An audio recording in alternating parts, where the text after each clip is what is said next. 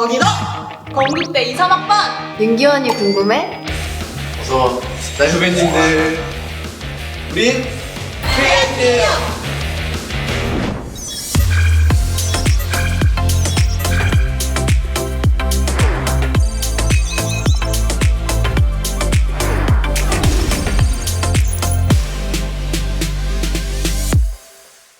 네, 안녕하세요. 크리에이터 정은입니다. 오늘은 KU 융합과학기술원 수시 전형을 준비하고 계시는 분들께 도움을 드리고자 KU 융합과학기술원 2학번 3분을 모셔봤습니다. 네, 각자 자기소개 한 번씩 부탁드릴게요. 네, 안녕하세요. KU 융합과학기술원 미래에너지공학과 22학번 정유나입니다. 안녕하세요. KU 융합과학기술원 화장품공학과 2학번 이은지입니다. 안녕하세요. KU 융합과학기술원 줄기세포재생공학과 2학번 전승민입니다. 네, 간단하게 본인 전공 소개 한 번씩 해주세요. 네, 미래에너지공학과는 미래에 촉망받는 에너지들에 관해서 연구하는 학과인데요. 수소연료, 2차 전지, 신재생 에너지나 에너지 저장과 변환 같이 환경을 생각하는 에너지들의 연구에 힘을 쓰고 있습니다. 네, 화장품공학과는 화장품 제조에 있어 바이오 신소재 개발, 제형 및 제재 공정, 품질 검사, 유효성 평가, 브랜드 마케팅, 피부 의과학에 대해 연구하는 학과입니다. 현재 화장품 산업은 의약품 산업과 더불어 국내외 헬스케어 바이오 산업에 중요한 자리를 차지하고 있어 이에 대응하고 현재 화장품 산업 발전에 더욱더 적극적으로 이바지하고자 과거의 틀을 탈피한 새로운 화장품 산업 학문이 화장품공학입니다. 저희 줄기세포재생공학과는 국내에서 최초로 학부 과정에서 줄기세포를 단일 전공하는 유일한 학과로 줄기세포와 재생의학 기술을 통해 단백질 의약품 개발, 동물 복제, 바이오 장기, 세포 리프로그래밍, 세포 신약 개발 등의 연구를 진행하고 있습니다. 이러한 연구를 토대로 현재 치료가 어려운 질병의 치료제를 개발하고 영구적인 손상을 입은 장기의 수복을 위한 인공장기를 만드는 미래지향적인 학과라고 할 수 있겠습니다. 네, 세 학과 모두 굉장히 미래지향적이고 국내 학부 과정에서 찾기 어려운 그런 특수한 학과들인 것 같은데요. 그렇다면 다른 단과대학과는 다른 KIT만의 장점이 혹시 있을까요? 네, 먼저 KU 융합과학기술원은 미래 산업을 이끌어 나갈 융합과학기술의 메카인 건국대학교 대표 단과대학이라고 생각합니다. 교수 연구 역량, 전임 교원 강의 비율, 장학금 수혜율 및 교수 대비 학생 수 등에서 건국대 내는 물론 전국 최고 수준을 지향하고 있습니다. 뿐만 아니라 영어 강의 비율, 산업 현장, 연계 과목 등 새로운 학사 제도를 적용하여 차별화된 교육을 진행하고 있습니다. 저는 학생들에 대한 다양한 복지가 가장 큰 메리트라고 생각합니다. 현재 KU 융합과학기술원에 속해 있는 학과들의 경우 최초 합격자에게는 프라임 장학이 혜택이 주어지며 3.7 이상의 학점 유지 시 매 학기 장학금을 지급받게 됩니다. 저 같은 경우에는 대학원 입학에 있어서도 엄청 큰 메리트가 있는 것 같아요.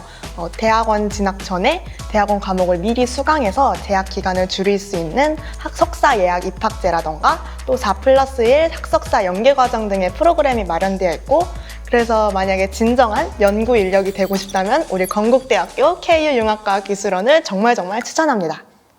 네, 세 개 학과 모두 굉장히 전문성이 강하고 분야가 좁은데 혹시 입시 준비 과정 중에서 힘들었던 적은 없었나요? 저는 아무래도 미래 에너지만을 다루는 학과가 많지 않아서 고민했었습니다. 에너지공학과라고 하면 석유, 석탄이나 이런 원자력 에너지를 다루는 학과들이 대부분이거든요. 그래서 저는 불합격이라는 혹시 모를 상황에 대비해서 이런 신재생 에너지뿐만 아니라 석유, 석탄, 원자력 에너지까지 폭넓은 에너지 분야를 준비해야 됐던 것이 어려운 점이었습니다.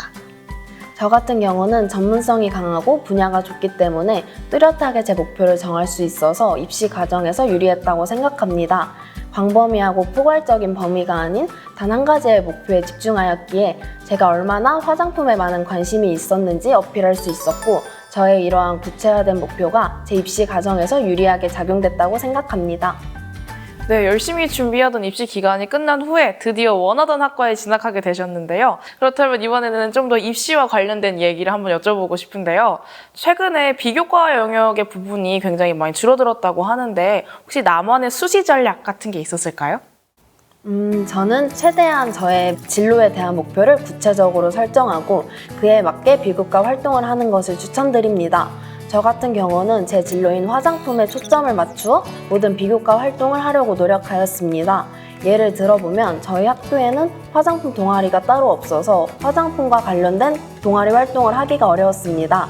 하지만 저는 생명화학 융합 동아리의 차장으로 활동하면서 손소독제 만들기 활동을 진행하였고, 손소독제를 사용할 때 손이 트는 이유와 그에 대한 해결 방안을 조사하여 발표하였습니다. 또한 화학 발표 시간에는 화장품 속 화학이라는 주제로 발표를 진행하는 등 모든 비교과 활동을 화장품과 관련 지으려고 노력하였습니다. 저는 1학년 때 큰 틀을 잡고 학년이 올라갈수록 전문성을 추구하는 방향으로 쳐나갔습니다. 1학년 때에는 생명과학을 주제로 열리는 캠프나 교내 활동에 참가하여 생명과학에 대한 포괄적 지식을 습득하는 데 힘썼고, 2학년의 경우 이를 바탕으로 하여 코로나 방역수칙 위반과 같이 전 사회적인 문제에 대한 해결책을 찾는 프로젝트를 진행하였습니다. 3학년에는 직접 창체 동아리를 개설하여 분간 분석기를 이용한 보다 수준 높은 실험을 진행하였습니다. 저는 과학 과목뿐만 아니라 국어, 영어, 수학, 사회 과목에까지도 에너지를 접목시켰습니다. 뿐만 아니라 수상이나 동사, 동아리 같은 모든 활동에서도 에너지와 접목시키려 노력했었는데요. 덕분에 제 생기부를 보면 어느 분야에서도 에너지를 쉽게 찾아볼 수 있습니다. 그런 생기부를 통해서 이 학생은 에너지를 다양한 학문에 접목시켜서 생각할 수 있는 학생이구나, 이 학생은 에너지에 관심이 매우 많은 학생이구나 라는 거를 보여주려고 했었던 것 같습니다. 정말 열심히 고등학교 생활을 보내셨군요. 그렇다면 이렇게 열심히 준비한 생기부의 어느 부분을 주제로 자소서를 작성하셨나요? 저는 제가 직접 화장품을 만들어 본 경험을 주제로 자소서를 작성하였습니다.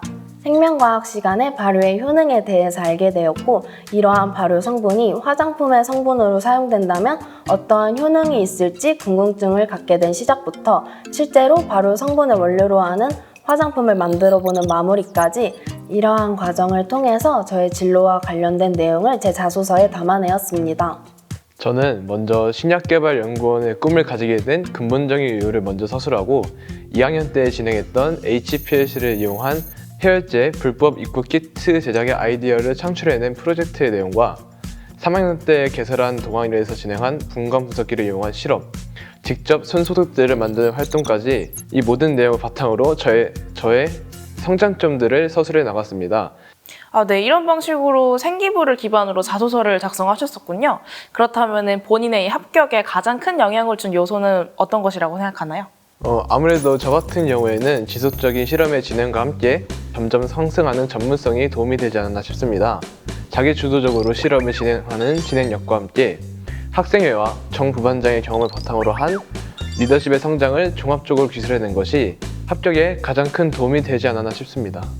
저 같은 경우에는 1학년 때부터 에너지에 관심이 많은 학생이다라는 것을 생기부에 잘 녹여냈던 것이 가장 큰 합격의 요인인 것 같은데요.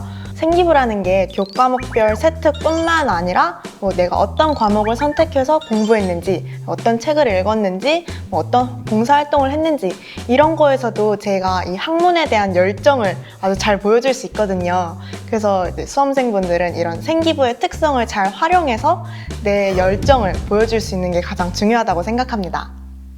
네, 그런 요소들이 합격에 굉장히 큰 영향을 주었었군요. 그렇다면 이제 실제로 입학을 하고 나서 전공 공부를 해보니까 예상했던 것과 또 기대했던 것과 다르게 실제로 전공 공부를 하고 나서 다른 점들이 혹시 있나요?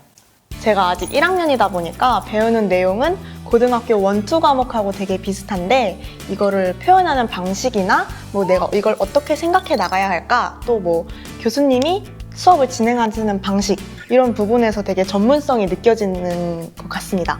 그리고 가장 큰 거는 아무래도 공부량의 차이가 아주 많아졌다 이거인 것 같고, 고등학교 때는 나의 학습을 지도해 주실 선생님이 계시고 주변 환경이 다 공부에 적합한 환경이 조성이 되었었다면, 대학교 때는 공부 말고도 즐겨야 될 게 너무 많거든요. 그래서 제가 정신을 바짝 차리고 나 공부해야 돼 이런 의지가 없으면은 정말 힘들어요. 그래서 이 점이 곧 대학교 와서 가장 큰 차이점이지 않을까 싶습니다. 저는 고등학교와 대학교의 공부량은 굉장히 많은 차이가 있고 난이도도 굉장히 차이가 있었다고 미리 예상을 하긴 했지만, 실제로 와보니 더욱더 그 어려움이 크게 와닿아서 되게 힘들게 지금 공부를 하고 있습니다. 많이 힘들어 보이시네요. 저는 우리 학과가 줄기세포에 대한 내용은 뭐 치료제 개발의 현황, 그리고 연구의 발전 과정과 같이 산업적인 내용에 대해 먼저 배우고 전공 내용 같은 경우는 생투, 화투에서 배웠던 내용을 다시 배우고 있다는 점이 매우 신선하게 와닿았던 점이었던 것 같습니다. 네, 그러면 이제 마지막으로 이 학과를 준비하고 있을 후배들에게 마지막으로 전해줄 한마디 부탁드립니다. 자, 저는 아주 짧게 말씀드리겠습니다. 우리 미래에너지공학과는 화학이 진짜 중요해요. 여러분 화학 공부 열심히 하고 오세요. 그거 화학이면 화학 2까지 꼭 필수로 해야 될까요? 네. 화학 2는 진짜 필수예요. 그쵸? 맞아요, 네, 맞아요. 필수예요, 진짜로. 네, 화장품 공학과를 희망하고 있다면 본인의 진로를 화장품으로 구체화한 다음에 모든 활동을 화장품에 맞추어 자신이 이 전공에 관심이 많고 적합하다는 사람임을 보여줄 수 있어야 합니다. 생명과학과, 의학학에 충분히 관심이 있고 나아가 본인이 발전할 수 있는 점을 어필한다면 좋은 결과 있을 거라 생각합니다. 힘든 입시 속을 지내고 계시는 여러분 항상 힘내시고 좋은 결과 있으시길 바라고 또 응원하겠습니다. 네, 이 영상이 KU융합과학기술원을 준비 중이신 분들께 정말 많은 도움이 됐으면 좋겠습니다. 다 같이 화이팅 한번 할까요? 좋아요. 하나, 둘, 셋! 화이팅!